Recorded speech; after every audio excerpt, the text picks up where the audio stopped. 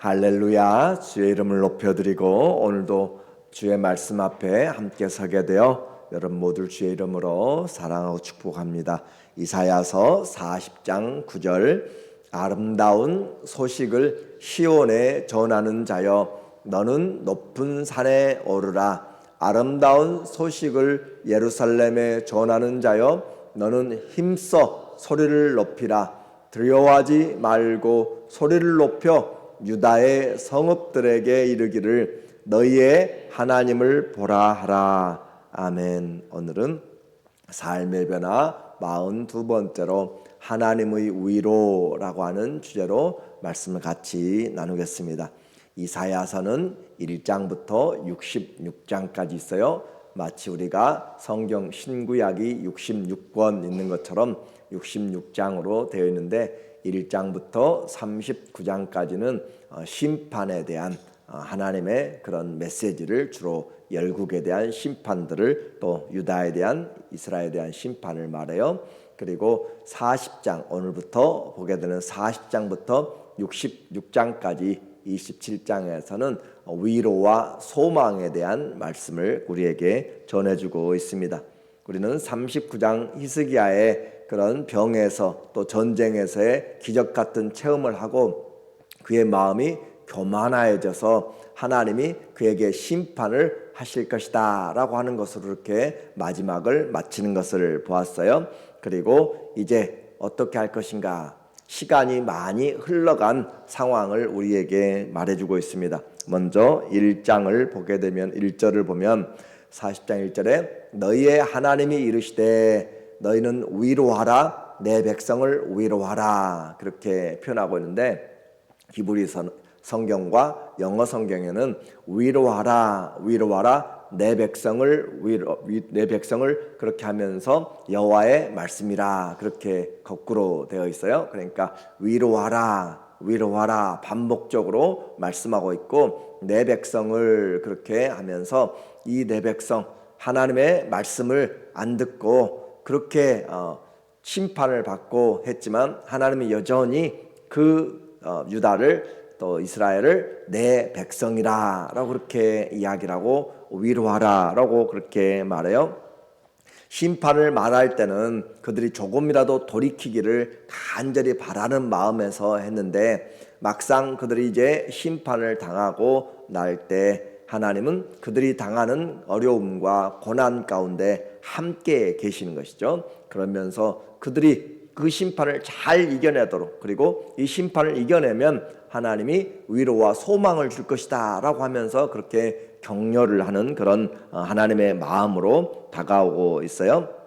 이미 심판을 당한 사람들을 어떻게 할 것인가. 이사야는 약 700년 예수님 오시기 전 700년 전에 그 선지자로 말씀을 전하고 있는데 이 지금 40장부터 나타나는 이것은 이사야의 뒤로 나타나는 약 150년 정도 뒤의 이야기입니다. 그러니까 이스라엘이 망하고 유다가 예루살렘이 황폐하게 되었고 그렇게 바벨론의 포로로 끌려가서 살고 있는 그 사람들에 대해서 말하고 있기 때문에 시간의 간격이 거의 150년에서 한 170년 그런 사이에 해당되는 그런 내용이에요. 그래서 자유주의 신학자들은 이 이사야서 40장부터 이 내용을 시간의 갭이 너무 많이 나기 때문에 이사야 선지자가 쓴 것이 아니고 제2의 이사야서라고 그렇게 구별하면서 또 다른 사람이 다른 선지자가 포로기에 있던 그 선지자가 그 말씀을 받아서 이사야의 이름으로 붙여놓았다라고 그렇게 제2 이사야서로 그렇게 보고 있습니다.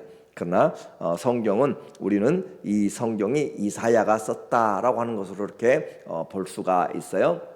왜냐하면 요한복음 1장 23절에서도 세례 요한이 외치는 소리를 통하여서 너 도대체 누구냐라고 그렇게 그 요단강에서 세례를 베풀고 할 때 유대인들의 그 장로와 대제사장들이 너 그리스도냐 선지자냐라고 물어볼 때 나는 그 그리스도가 아니라 나는 이사야의 선지자 이사야와의 그 말과 같이 그렇게 표현하면서 이야기해요. 선지자 이사야의 말과 같이 주의 길을 곧게 하라고 굳게 그렇게 만들라고 곧은 길을 만들라고 광야에서 외치는 자의 소리로라 하면서 선지자 이사야의 말, 그래서 선지자의 말을 그렇게 하고 있다라고 표현하는 것이고, 예수님이 또 나사렛에서 회당에서 말씀하실 때도 선지자 이사야의 글을 들으매라고 하는 것을 통하여 이미 이사야의 글로 그렇게 함께 보고 있는 것이죠.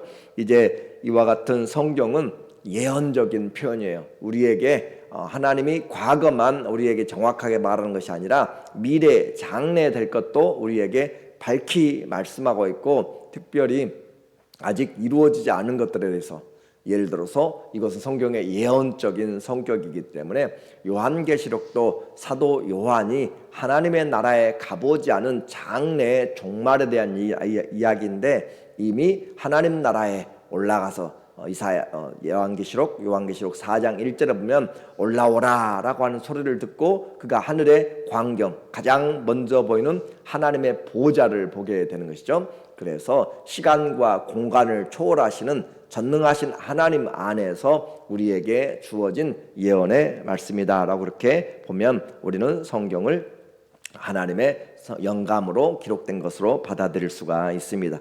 이렇게 해서 이사야에게 말씀하는데, 너희는 내 백성을 위로하는데 그 사람들에게 하나님의 따뜻한 위로를 2절에 보니까, 너희는 예루살렘의 마음에 닿도록 말하며, 우리 개역 한글에는 정다히 말하며, 그렇게 다정하게 말하며 표현했는데, 여기서는 개역 개정에서는 마음에 닿도록 위로하라, 내 백성을 마음에 닿도록 그렇게 그들의 마음을 하나님이 위로해 주라, 선지자를 통하여서 말씀하는 거예요.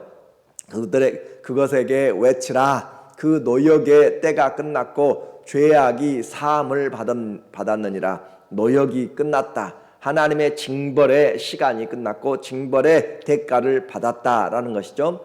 사람들이 죄를 범하면 재판정에서 몇 년에 대한 몇 년 하면서 그렇게 형을 내립니다. 그리고 그것을 다 복역하고 나오면 석방이 되는 것이죠. 그것처럼 하나님께서 그 유대 민족에게 그들의 노역의 기간이 끝났다라고 하는 거죠. 죄악이 사함을 받았고 그의 모든 죄로 말미암아 여호와의 손에서 벌을 배나 받았느니라 할지니라 하시니라. 그래서 하나님이 생각한 그것들을 이미 받았다. 그래서 선지자는 외치기 시작하는 거예요.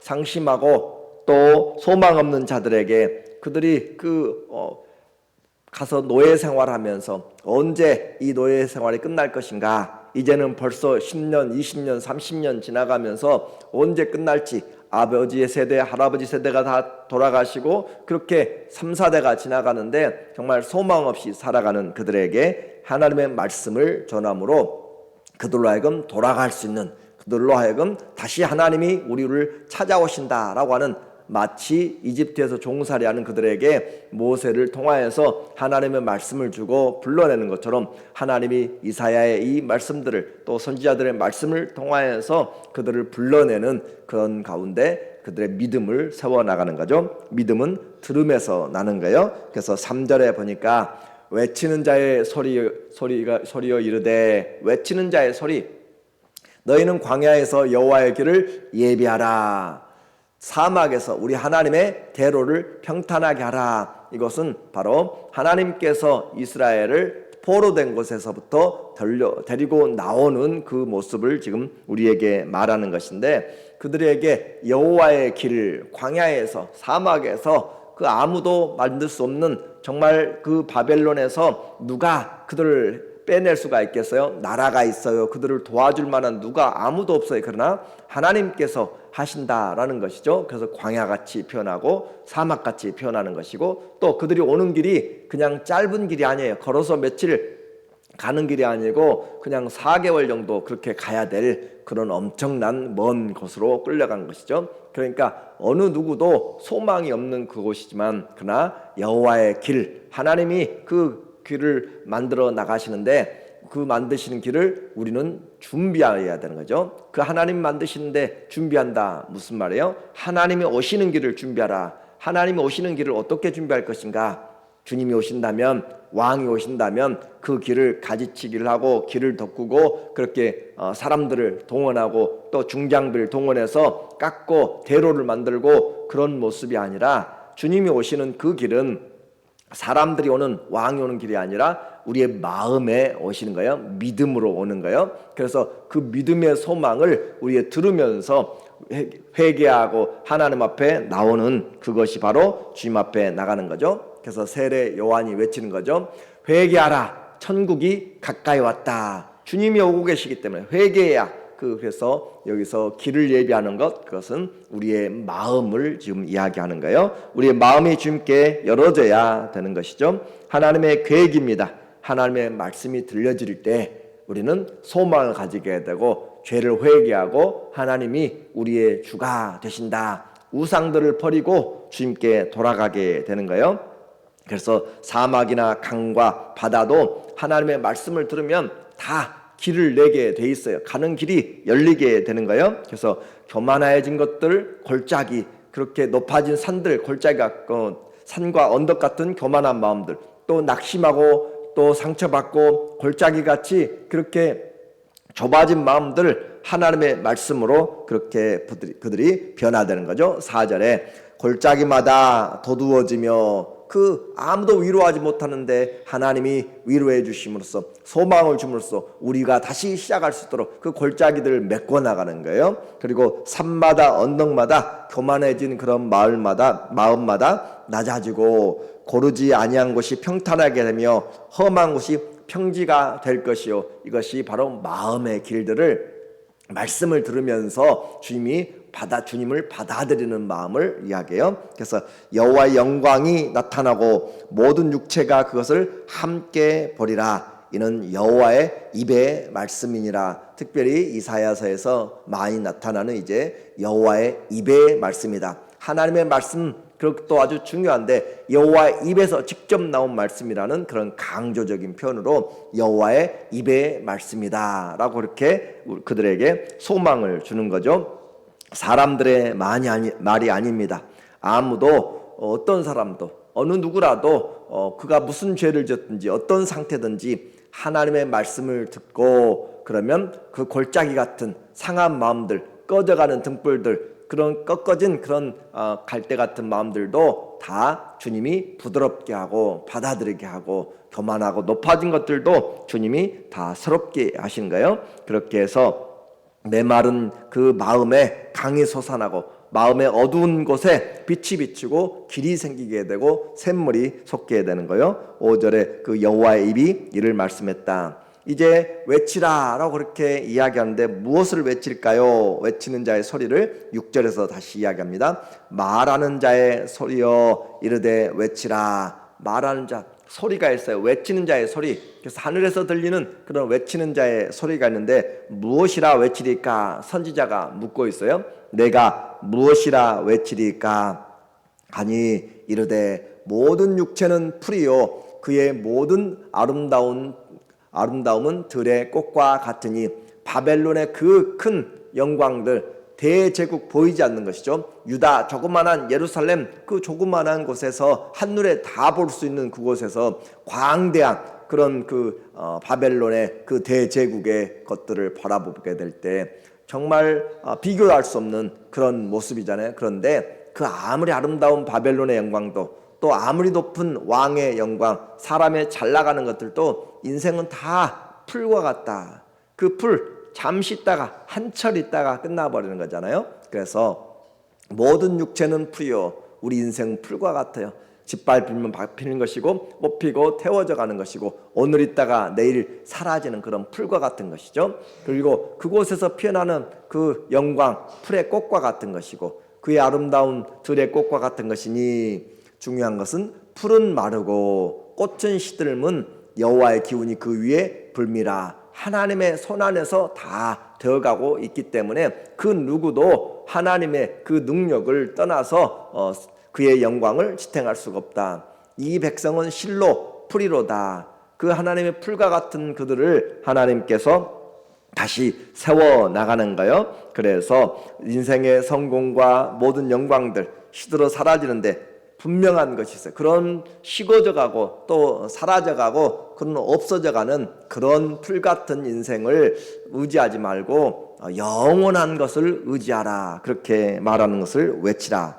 8절에 풀은 마르고 꽃은 시드나 우리 하나님의 말씀은 영원히 서리라 하라. 그 인생은 다 사라질지라도 그 인생에게 약속하신 하나님의 말씀은 영원히 서기 때문에 누가 어떤 상황이든지 하나님의 말씀은 반드시 성취된다라고 그렇게 말해요. 우리는 시간이 지나 사라지지만 그러나 하나님의 약속은 변하지 않는다라는 그 분명한 것을 우리는 가지고 있는 거예요. 그래서 나는 죽으나 요셉의 말처럼 나는 이 이집트에서 죽으나 하나님이 너희를 방문하시리니 하나님 너희를 권고하시리니 너희가 이곳에서 나갈 때 내 해골을 메고 나가라 라고 그렇게 내 뼈를 가지고 나가라고 그 요셉이 유언하고 떠나가잖아요. 그래 우리는 사라지나 하나님의 말씀은 영원히 있기 때문에 그 말씀을 의지하는 자는 그 말씀이 그들을 살려내는 거예요. 이렇게 해서 하나님의 말씀을 외치고 어려워도 하나님의 말씀에 구원의 그 소식을 들으면 위로가 있는 것이죠. 그래서 그 구원자가 오리라 라고 외치라고. 이제 그 구원자가 와서 그의 백성들을 모아서 장군이 그 남은 자들을 다 이끌고 귀환하는 것처럼 돌아오는 모습으로 9절에 보니까 아름다운 소식을 시온에 전하는 자여 너는 높은 산에 오르라. 높은 산에서 그렇게 올려서 소리를 외치는 것처럼 아름다운 소식을 예루살렘에 전하는 자여 너는 힘써 소리를 높이라. 두려워하지 말고 소리를 높여 유다의 백성읍들에게 이르기를 너희의 하나님을 보라 하라. 그들이 외치는 것은 하나님의 일하심입니다. 하나님의 구원의 역사예요. 그래서 그들이 하신 대로 크게 그리고 많은 사람들이 볼 수 있도록 그렇게 깃발을 흔들고 외치고 그러면서 외치는 내용이 그들의 해방보다 더 중요한 것이 뭐냐면 그 해방을 구원을 이끌고 오시는 분이 누구냐? 바로 너희의 하나님이라 라고 하는 거죠. 너희의 하나님.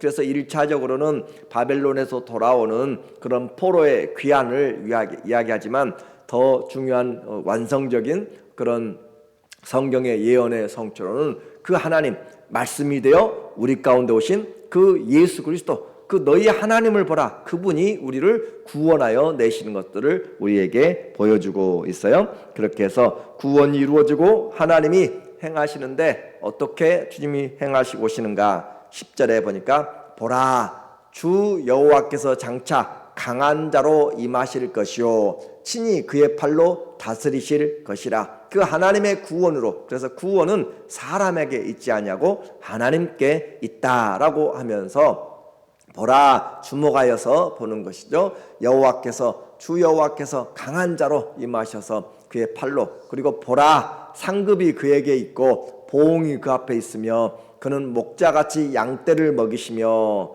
그는 목자같이 우리를 인도하여 내신다. 그리고 어린 양을 그의 팔로 모아 품에 안으시며 젖 먹이는 암컷들을 온순히 인도하시리로다. 주님이 오셔서 우리의 모든 인생들을 안고 모든 인생들을 품고 주님이 마치 홍해를 주님이 그 사이를 지나가는 것처럼 그렇게 하나님이 우리를 품고 오신다라는 거죠. 방주 안에서 모든 것들을 품고 그 비를 폭우를 맞으면서 견뎌내는 것처럼 우리는 그리스도 안에서 있고 그리스도가 모든 고난을 다 담당하시는 거예요. 그래서 주님이 우리에게 구원을 베푸시는 그런데 그 하나님 강한 팔로 오신다고 하는데 그분은 정말 너희가 상상하지 못한 그 분이시다라고 그렇게 이야기해요. 그분이 누구신가? 12절에 누가 손바닥으로 바닷물을 헤아렸으며 자 아무리 큰 왕도 대통령도 누구도 그 바다를 태평양을 손바닥으로 퍼서 그것을 없앨 수가 없습니다. 그러나 말하는 거예요. 비유로 이야기하는 거죠. 누가 손바닥으로 바닷물을 그렇게 없앨 수 있는가라는 거죠. 그리고 뺨으로 그 뼘으로 하늘을 쟀으며 아무리 손을 커도 하늘을 뼘으로 잴 수가 없는데 그렇게 하나님 안에서는 그 하늘도 바다도 아무것도 아니다라고 하는 광대하신 하나님을 지금 소개하고 있어요.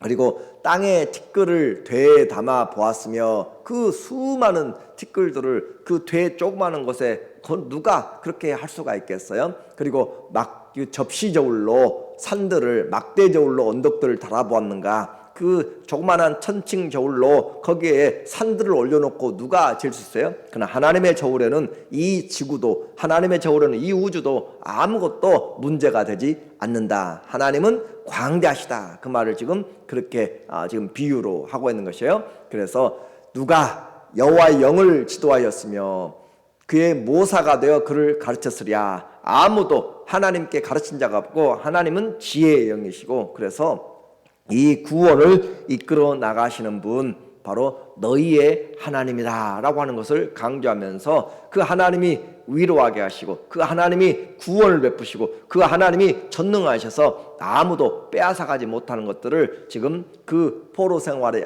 있는 자들에게 전하고 있어요. 이 하나님이 애굽에서 그 광대한 그 애굽의 400여 년의 종살이를 하나님이 10가지 재앙을 쳐가지고 그렇게 두 손 두 발 다 들고 하나님의 백성들을 이끌어내는 것처럼 하나님께서 그 크신 능력으로 이 바벨론에서 이끌어내실 것이다 라고 하는 제2의 바벨론, 출 바벨론을 지금 선언을 하고 있는 것이죠. 이제 심판으로 소망 없이 살아가는 그들에게 때가 되니 하나님의 말씀이 들려집니다. 앞이 보이지 않는 인생, 그 나라에도 그 환경에도 하나님은 여전히 하나님의 시간을 가지고 있고 하나님의 계획을 가지고 있고, 오늘 우리 인생 하나님 앞에서 다 하나님은 계수하시고 보시면서 주를 의지하는 자들에게 하나님께서 그 쉬지 않고 외치고 있는 것이에요. 그래서 주의 말씀을 듣고 하나님께 나가면 길이 열리기 시작합니다. 우리의 골짜기 같고 우리의 가시 같고 우리의 높아진 마음들, 그 누구든지 주의 말씀 외친 자의 소리를 들으면 주 예수의 말씀을 회개하라 천국이 가까웠다 라고 하고 외치는 주의 복음의 말씀을 들으면 불과 같이 사라질 인생들이 하나님 앞에서 영원한 주의 말씀으로 구원을 이루게 될 것을 말하고 있어요. 왜냐하면 그 말씀은 하나님, 광대하신 하나님의 말씀이고 그 말씀은 살아서 없어지지 않냐고, 그 말씀은 바로 영원히 있는 그런 살아있는 말씀이기 때문에, 그래서 베드로는 우리의 구원을 표현하고 있어요. 이 1장 베드로전서 1장 23절에서 이사야의 오늘 본문을 이야기하고 있습니다. 그래서 이 풀의 꽃과 같은 인생에게 말하기를 너희가 거듭난 것은 썩어질 씨로 된 것이 아니요 썩지 아니할 씨로 된 것이니 살아있고 항상 있는 하나님의 말씀으로 되었느니라. 살아있고 항상 있는 말씀, 그 말씀 바로 그 하나님의 말씀으로 되었고 오직 주의 말씀은 세세토록 있도다 하였으니 너희에게 전한 복음이 곧 이 말씀이라. 이 말씀으로 우리가 구원받았기 때문에 아무도 빼앗아가지 못하고 지금 핍박과 환난 가운데 있어도 그러나 하나님이 우리와 함께 하시기 때문에 위로하라. 그리고 소망을 가지라. 그리고 하나님을 신뢰하라. 그래야면 하나님께서 우리에게 구원을 완성하신다라고 그렇게 우리에게 은혜를 주시고 위로와 소망을 주십니다. 우리 모두 우리의 구원은 하나님이 점과 흠이 없는 보배로운 예수 그리스도의 피로 하셨어요. 썩어질 그런 은과 금과 없어질 것으로가 아니라 점도 없고 흠도 없고 영원한 보배로우신 그리스도의 피로 항상 있고 살아있는 그 말씀으로 그리스도께서 우리에게 보라 하나님이 오셔서 이루신 그 구원의 능력을 가지고 오늘도 주의 이름으로 우리의 현장에서 위로와 소망으로 승리하시기를 예수님의 이름으로 축원합니다. 아멘. 기도합니다. 주님 감사합니다. 우리를 살피시고 소망 없는 인생에게 찾아오셔서 소망을 주시고 새롭게 하심으로 우리로 하나님의 나라를 바라보게 하시니 감사합니다. 일평생 항상 있고 세세토록 있는 주의 말씀의 구원을 믿음으로 강하고 담대하게 하시고 끝까지 승리하는 믿음의 삶 되게 하여 주시옵소서. 예수님의 이름으로 기도합니다. 아멘. 함께 기도합니다.